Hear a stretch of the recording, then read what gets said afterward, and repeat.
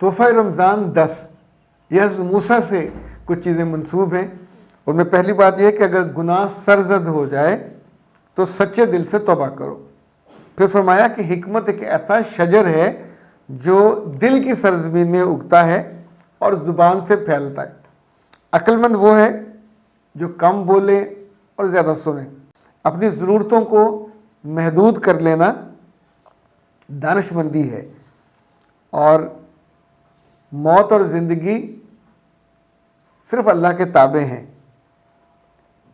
खुशमिजाजी दुखी दिलों की दुआ है और अल्लाह का पकड़ा कोई छुड़ा नहीं सकता।